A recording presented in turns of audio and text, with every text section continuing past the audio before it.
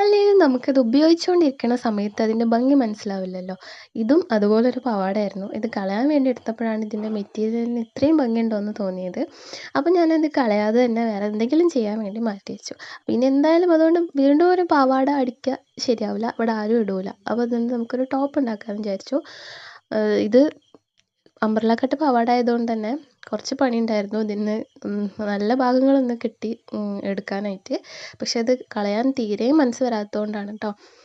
അങ്ങനെ നമ്മളിതാ സ്റ്റിച്ചിങ്ങൊക്കെ സ്റ്റാർട്ട് ചെയ്തിട്ടുണ്ട്. അപ്പോൾ എനിക്ക് കുറച്ച് സുഖമില്ലാത്ത ആയതുകൊണ്ടാണ് വീഡിയോ ഇടാൻ ലേറ്റ് ആയത്. പിന്നെ അത് മാത്രമല്ല അതിനിടയ്ക്ക് നമ്മൾ 1K ആയിട്ടുണ്ട്. ഞാൻ ഒരിക്കലും വിചാരിച്ച കാര്യമായിരുന്നില്ല. അപ്പോൾ എന്നെ സപ്പോർട്ട് ചെയ്ത എല്ലാവർക്കും ഒരുപാട് താങ്ക്സ് ഉണ്ട് കേട്ടോ. അപ്പോൾ ഇനിയും മുന്നോട്ടും നിങ്ങളുടെ സപ്പോർട്ട് ഉണ്ടാവുമെന്ന് വിചാരിക്കുക. പിന്നെ ഞാനും ഒരു ബിഗിനറാണ്. നിങ്ങളും നിങ്ങളുടെ സജഷൻസ് പറയുക. അപ്പോൾ ഞാൻ കഴുത്തിൻ്റെ ഭാഗത്ത് ജസ്റ്റ് ഒരു ഡിസൈൻ പോലെ കൊടുത്തിട്ടുണ്ട്. അപ്പോൾ അത്രയേ ഉള്ളൂ ഇന്നത്തെ വീഡിയോ. Thank you.